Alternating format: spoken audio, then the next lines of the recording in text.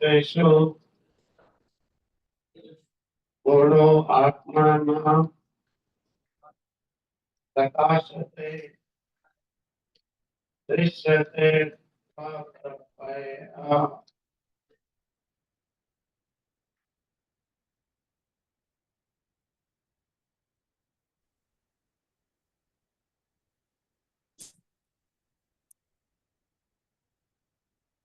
बुद्धया सूक्ष्मया सूक्ष्मदर्शिः एषा सर्वेषु भूतेषु गुणो आत्मा न प्रकाशते दृश्यते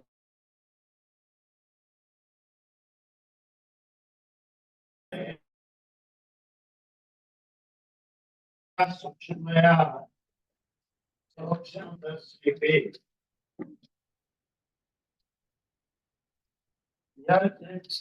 वांग मनसि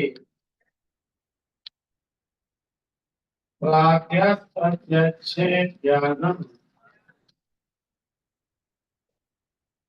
आत्मनि ज्ञानात्मनि महति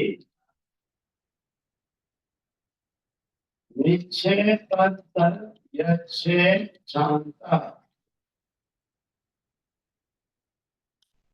आत्मनि यच्छेत वाक् मनसि प्राज्ञः तद यच्छेत ज्ञाने आत्मनि ज्ञानम आत्मनि महति निश्चय तद यच्छेत शांते आत्मनि। तो कहते हैं यह कहा गया था पहले कि जीवन यात्रा में इंद्रियों से परे मन, मन से परे बुद्धि और बुद्धि की अपेक्षा प्रकृति अव्यक्त प्रकृति व्यक्त प्रकृति को विकृति भी कह दिया। क्यों कि व्यक्त जो प्रकृति है जो दिखाई देती है वो बदलती है, इसीलिए विकृति कह दिया। उसकी अपेक्षा जो अव्यक्त प्रकृति है यानी जो दिखाई नहीं देती है, व्यक्त नहीं होती है, अव्यक्त है, वो उससे भी परे है। और उससे भी परे पुरुष परमात्मा जो इस शरीर रूपी पुरुष में शयन करने वाला है वो इससे भी परे और पुरुषार्थ उस पुरुष से आगे कोई भी नहीं है। वो पुरुष अंतिम सीमा यानी परमात्मा से अधिक कोई भी व्यापक नहीं, व्याप्त नहीं। परमात्मा अंतिम सीमा है। इसीलिए कहते हैं ऐसा ऐसा मतलब ये कौन जिसकी अंतिम सीमा है वह परमात्मा। ऐसा ये कौन परमात्मा जिसकी अंतिम सीमा है, जो सारे ब्रह्मांड में व्यापक है, वह परमात्मा सर्वेषु भूतेषु समस्त भूतों में यानी भूत जड़ जो पंचभूत जड़ पंचभूत जो है उनमें वो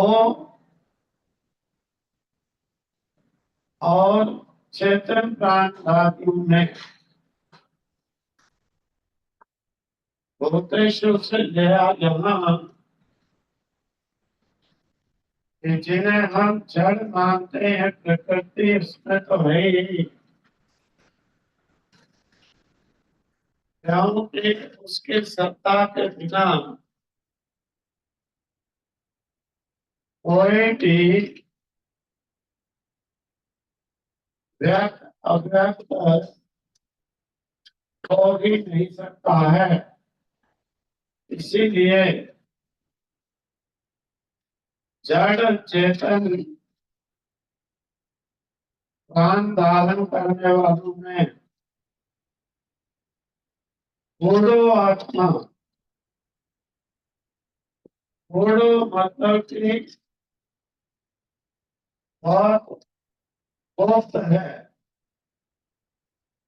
गूढ़ है, अर्थात जानने में आने वाला बहुत कठिन है, क्योंकि सूक्ष्म बुद्धि वालों के द्वारा ही वो अनुमान अनुभव के कारण जाना जा सकता है। जिनकी सूक्ष्म बुद्धि नहीं है,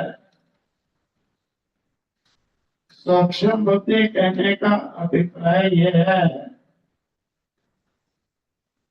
कि ज्ञान वाली बुद्धि,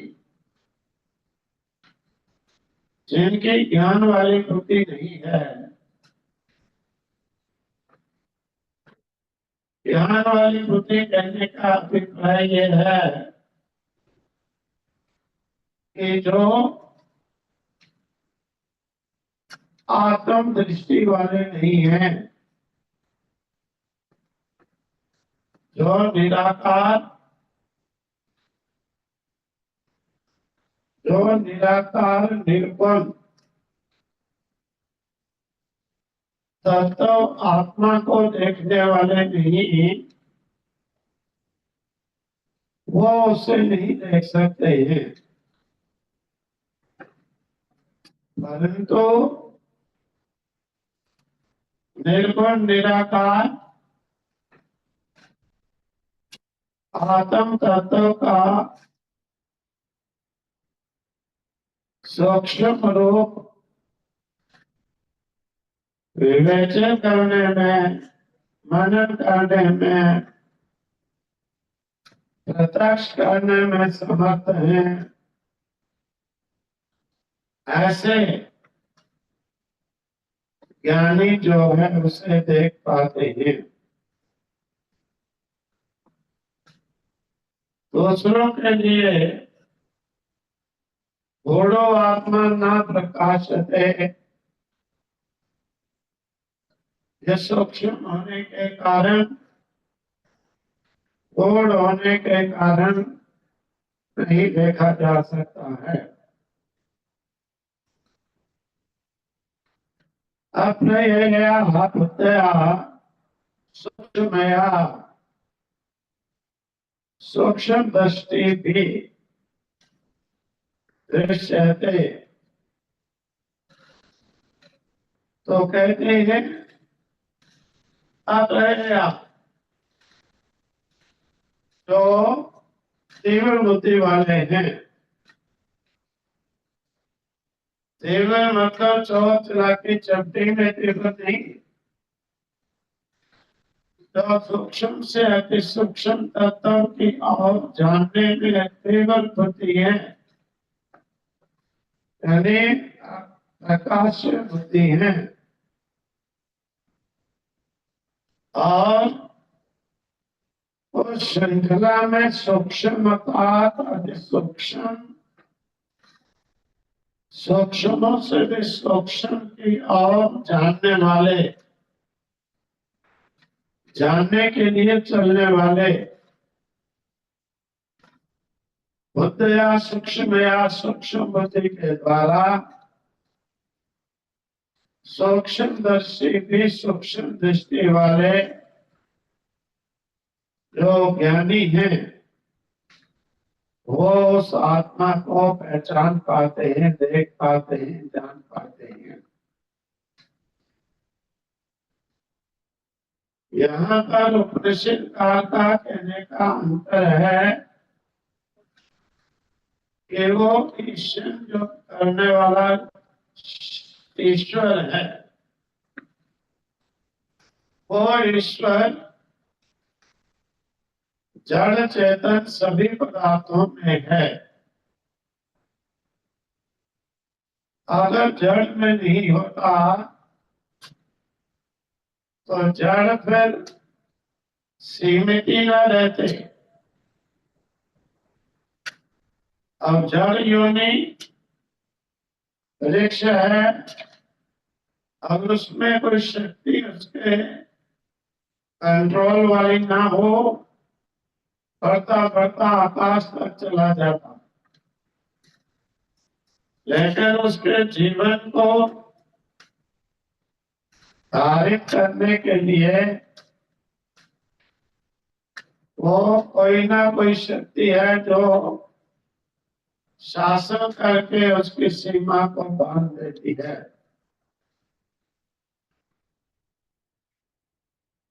वो परमात्मा इन सब भूतों में है। बाह्य जगत में उनको सीमित करने के लिए, उनका शासन करने के लिए, एक सीमा में बांधने के लिए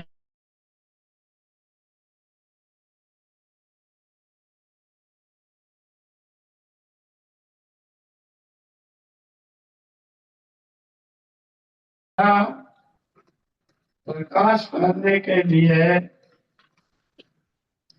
और अंतर जगत में भी छिपा है, आध्यात्मिकता में बाह्य जगत में भी छिपा है। सूक्ष्मदर्शी लोग अगल बुद्धि के द्वारा, यानी जो बुद्धि अग्रसर, जो कुंठित होकर ठपुनी हो गई, तो आगे आगे और सूक्ष्म तत्व परमात्मा का उसे जानने के लिए जो बुद्धि आगे आगे चलती है, उस सूक्ष्म बुद्धि के द्वारा उसका दर्शन करते हैं। यमाचार्य ने नचिकेता को बताया कि पिंड और इंद्रियों के डोर पकड़ करके जो आगे चले, उस परम तत्व को जानने के लिए प्रयासरत रहे, उसका दर्शन में लगा रहे, उस तत्व को देखता रहे, वही अकल बुद्धि है।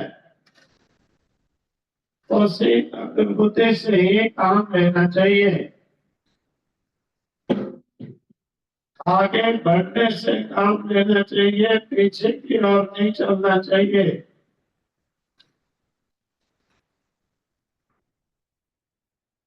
ब्रह्मांड में प्रकृति के 5 महाभूतों की पकड़ करके, यानी जहाँ पर जो हम अभ्यास करेंगे उसे तो पंचभूतों से उत्पन्न हुए शरीर के द्वारा ही चिंतन, मनन, मंथन, निध्यासन कर सकेंगे। इसीलिए ये कहा कि उन पंचभूतों के डोर पकड़ के आगे आगे चले, यानी सूक्ष्म बुद्धि के द्वारा संस्कृत बुद्धि के द्वारा आगे चले, काम ले, डिसीजन ले, असंस्कृत बुद्धि का त्याग ही कर दे, यानी मन मानने वाली बुद्धि को छोड़ दे और संस्कृत आत्मिक संस्कारों के द्वारा निश्चित की हुई बुद्धि के द्वारा चले। इस प्रकार जो चलेगा उसे इंद्रियों के पीछे छिपा हुआ आत्मा और प्रकृति के पीछे हुए छिपा हुआ परमात्मा, इंद्रियों के पीछे छिपा हुआ आत्मा, प्रकृति के पीछे छिपा हुआ परमात्मा, यानी परमात्मा प्रकृति में कार्य करता है। हम प्रकृति को देख करके भी परमात्मा को अनुमान नहीं लगा पाते, देख पाते। वास्तव में प्रकृति में कार्य परमात्मा ही करने वाला है, क्योंकि प्रकृति परमात्मा शून्य नहीं। प्रकृति जो है परमात्मा से युक्त होकर के ही परमात्मा प्रकृति से कार्य कराते हैं। प्रकृति तो माया विधि, मायना तो महेश्वरम, ये कहा भी क्या है उपनिषद के वाक्यों में। परमात्मा इन सब भूतों में अंतर जगत तथा बाह्य जगत में छिपा हुआ प्रकट नहीं होता है, परंतु सूक्ष्म दर्शी भी लोग जो आगे चलने वाली बुद्धि है, ये सूक्ष्म बुद्धि है।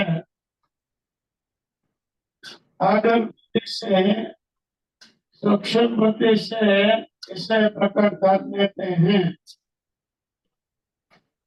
यमाचार्य नचिकेता को बताया कि पिंड में इंद्रियों की डोर पकड़ करके आगे चले, यानी हमारे स्थूल शरीर में उसे समझने के लिए, वर्णन करने के लिए, मनन करने के लिए ये शरीर रूपी पिंड ही काम कर रहा है। इसमें भी तो अगर बुद्धि वाला है, यानी जो सूक्ष्म तत्वों को देखने का काम करती है बुद्धि, वही वो आगे बढ़ती है। जो स्थूल बुद्धि होती है वो पीछे की ओर ही धकेलती है। आप कहते हैं ब्रह्मांड में प्रकृति के 5 महाभूतों के दौर पकड़कर, कहने का आश्चर्य यह है इस शरीर के रहते हुए शरीर में ना अटके इंद्रियों को आत्मा की ओर ले जाने के मार्ग पर चले, क्योंकि इंद्रियों के पीछे छिपा हुआ आत्मा और प्रकृति के पीछे छिपा हुआ परमात्मा नजर आएगा। ये जो प्रकृति है इसमें कार्य परमात्मा कर रहा है, लेकिन हम ये सोचते हैं कि नहीं प्रकृति ही कर रही है। अगर इस बुद्धि के द्वारा देखेंगे कि परमात्मा कार्य कर रहा है तो कैसे कर रहा है, कहाँ कर रहा है, सूक्ष्म बुद्धि के द्वारा देखेंगे तो परमात्मा को हम पकड़ लेंगे। और इंद्रियों के प्रचलन प्राण आदि में किसका शक्ति कार्य चल रहा है, अगर उसमें मंथन करेंगे, विचार करेंगे, ढूंढेंगे, तो आत्मा को भी हम पकड़ लेंगे, जान देंगे। कहते हैं जीवन की यात्रा जिसमें आत्मा रथी है, शरीर रथ है, इंद्रिय घोड़े हैं, मन लगाम है, बुद्धि साथी है। इस शरीर में आत्मा तक और ब्रह्मांड में परमात्मा तक पहुंचने के लिए हम लोग अगर नहीं जानते हैं तो हम चले ही नहीं। तो इस ब्रह्मांड में परमात्मा को, प्रकृति में और इस परमात्मा को नहीं जान पाया, इंद्रिय प्राण आदि में आत्मा को नहीं जान पाया, वो समझ लो कि अभी इस मार्ग की ओर चल ही नहीं पाया। भले कितना बुरा है, परंतु जीवन यात्रा उसे पहचान ही नहीं आई है। इसीलिए प्रकृति में हो रहे कार्य को परमात्मा की आज्ञा जैसे प्रमाणों के द्वारा देखे, सर्च करे, समझे कि वो परमात्मा अगर इस प्रकृति में कार्य ना करते, ये प्रकृति मनमानी हो जाती, किसी के कंट्रोल में किसी का जीवन ही न रहता। इसीलिए पिंड में इंद्रियां बस कोष में हम अटके रहते हैं, परंतु वहां पर अटक ना करके आत्मा की ओर चलना चाहिए। ब्रह्मांड में प्रकृति में फंसे रहते हैं, ये पहचान करके कि प्रकृति का न सौंदर्य है न जीवन है, ये तो परमात्मा का है। तो परमात्मा की ओर यात्रा प्रारंभ करनी चाहिए, इनमें अटकना नहीं चाहिए। परमात्मा आत्मा की ओर चलना चाहिए, ना कि आत्मा के कार्य परमात्मा के कार्य प्रकृति की ओर बसना चाहिए। इस प्रकार से अगर हम ये दृष्टि विचार रखकर चलने लगेंगे, समझो हम परमात्मा की ओर चल पड़े। ओम तत्सत।